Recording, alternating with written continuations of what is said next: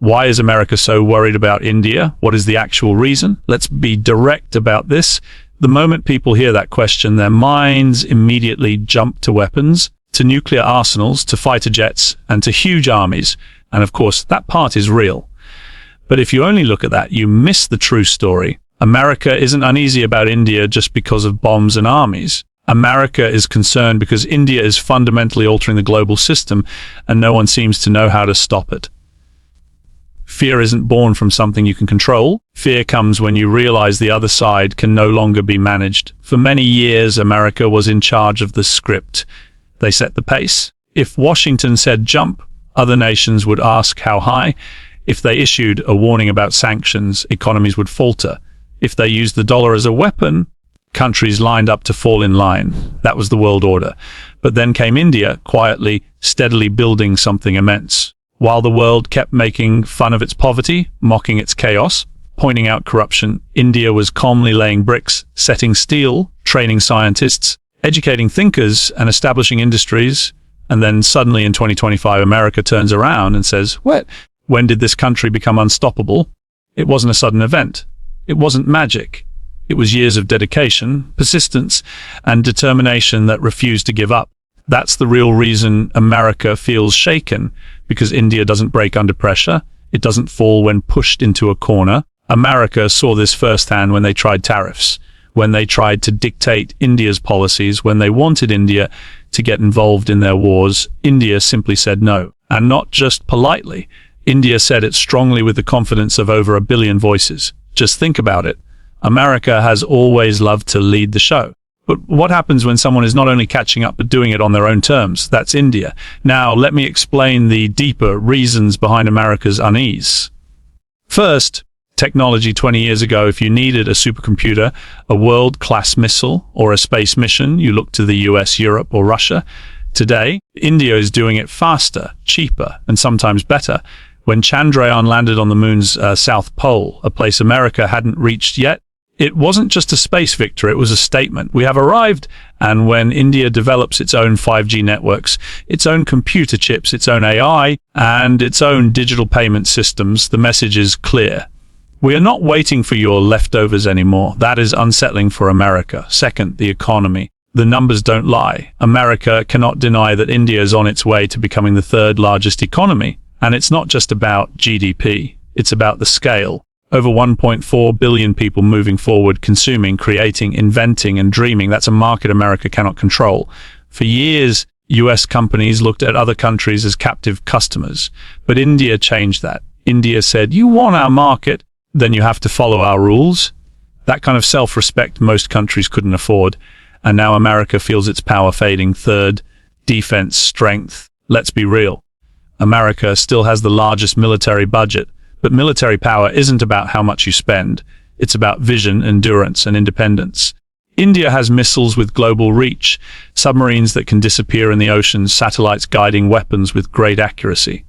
More importantly, India has the will to act if it is provoked. America assumed India would always be careful, neutral, and weak. But India showed in Balakot and Galwan that it will hit back if the line is crossed. That realization shakes America. It's no longer just about soft power. India now has both intelligence and muscle. Fourth, alliances. America has always done well by keeping nations divided, making one depend on them while isolating another. But India is breaking that rule. India continues to trade with Russia even when Washington says stop. It works closely with the Middle East while America wants control. It builds partnerships with Africa, with Southeast Asia, with Japan, and even with Europe without being a puppet. And the strange thing is, America needs India too. They can't afford to push too hard because they need India to balance China. That dependence changes the whole situation, and that's what truly makes them nervous. Now let's look at culture. You might think culture is not something to be afraid of, but culture is power, it's influence. For decades, Hollywood was the storyteller for the entire world.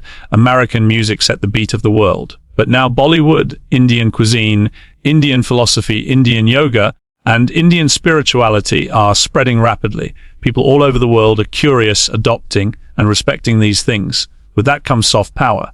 Suddenly, America isn't the only storyteller. India is telling its own story, and the world is listening. But the most profound reason for America's fear is identity. India represents something the US cannot copy. America became powerful through dominance by forcing itself to the top, by creating rules for everyone else. India became powerful through endurance by surviving centuries of invaders, by thriving despite being suppressed. That history gives India a unique toughness America cannot understand. It's a strength that says, we've faced worse, survived worse, and nothing you throw at us will break us. That isn't arrogance. That is history carved in struggle and victory. And when a country carries that weight, you cannot scare it, you cannot manipulate it, you cannot own it. America looks at India and sees the inevitable future. A future where the dollar doesn't control trade, where Silicon Valley isn't the only tech center, where Hollywood isn't the only dream factory, where Washington isn't the only capital shaping the rules. That vision terrifies them because it forces them to let go of the control they've had for almost a century. Here's the truth. Fear isn't always about destruction. Fear is about being replaced. America fears losing its top position in the global hierarchy. And India is the one nation big enough, brave enough, and resilient enough to make that happen. China may have money, but it lacks trust. Europe has history, but not the population. Russia has weapons, but lacks influence. India brings all of it: youth growth, science, culture, democracy, endurance. That's the full package. The strange thing is, America still calls India a partner, a friend, but deep down, they know it's not an equal relationship. They know that in the next decade or two, the roles will change. America will need India more than India needs them. And that truth explains the tariffs, the diplomatic pressure, and the negative media stories. Because when fear takes hold, you lash out, you try to delay the inevitable, you try to slow the tide, but you cannot stop the ocean from rising.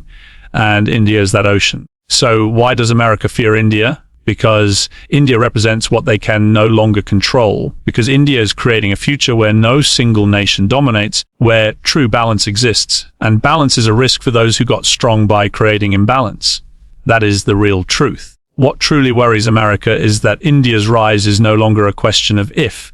It is only a question of when. America grew up believing no matter who rose, no matter which nation talked about greatness, they would still stay on top. For a long time, that was the reality. They had the economy, the army, the culture, the influence. But today, when they look at India, they don't see just another country growing. They see a nation rising with such determination, such discipline, such force that the result is guaranteed. The only question left is how high and how fast. That's not momentum you can buy off. That's not energy you can sanction into silence. That's not ambition you can bomb away. That's unstoppable progress. And let's be clear, America isn't nervous about every country's rise. They've seen nations grow before. They watched Germany rebuild. They saw Japan recover.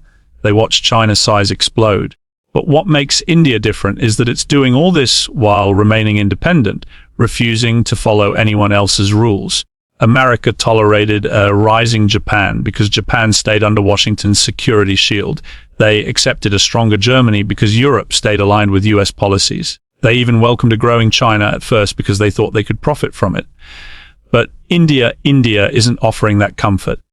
India is rising on its own terms, not as a client state, not as a satellite, but as a sovereign power with its own path. That's what is most unsettling. Think about it.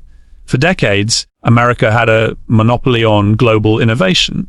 Silicon Valley was the main prize, Wall Street the financial engine, the Pentagon the ultimate symbol of dominance. But now, they're watching India build its own Silicon Valleys in Bengaluru and Hyderabad. They're watching Indian companies grow on Wall Street itself. They're watching Indian scientists land probes on the moon for a tiny fraction of NASA's cost. That doesn't just challenge the US, it is a bit of an embarrassment for them. Because if India can achieve with 1/10 the resources what America does with billions, then what happens when India has equal resources? It won't be a competition anymore. It will be a takeover in waiting. And here's another truth America doesn't like to admit. Their fear isn't just about India's economy or its defense or its technology. It's about time itself. For years, America comforted itself by saying, yes, they're growing, but it will take them centuries to catch up. That line doesn't work anymore. India isn't crawling. It's running fast. It's jumping ahead decades in a single leap. In just 25 years, India has gone from being dismissed as a developing stereotype to becoming the world's fifth largest economy, a space power, a nuclear-armed state, and a major diplomatic player. That's within one generation, just one. Imagine what the next generation will bring when 65% of the country is under 35. That isn't a climb, it's a launch, and America sees it. Now, let's talk about influence.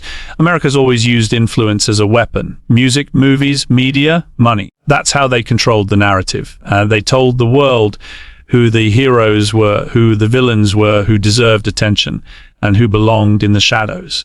But India is rewriting that entire script. Indian films are setting new records around the world. Indian food, yoga, spirituality, fashion, they're spreading everywhere. Indian voices are leading in science, in politics, in technology. Even within America itself, the heads of some of the most powerful companies, Google, Microsoft, Adobe, are Indians. So every morning, America wakes up to the reality that its own future is being guided by Indian minds. That's not just influence, that's inevitability staring right back at them. And when it comes to politics, America can't stand that India refuses to play by their rules. Washington wants India to choose a side, either with the West or against the West. But India doesn't choose because India knows its own value. It trades with Russia even under sanction threats. It invests in the Middle East even when America wants control. It builds relationships with Africa where America often looks away. It partners with Europe on clean energy while at the same time making defense ties stronger with the US itself. That isn't alignment, that's leadership. And leadership from a country once mocked as chaotic hurts deeply in Washington. History matters here, too. America is used to nations giving in under pressure. You hit them with sanctions, they give in. You threaten military action, they give in. You cut off aid, they give in. But India has been invaded, looted, and colonized for centuries, and still it stands strong. If a country can survive the British Empire, countless invasions, partition, wars, and poverty, and still become stronger, do you really think American pressure can break it?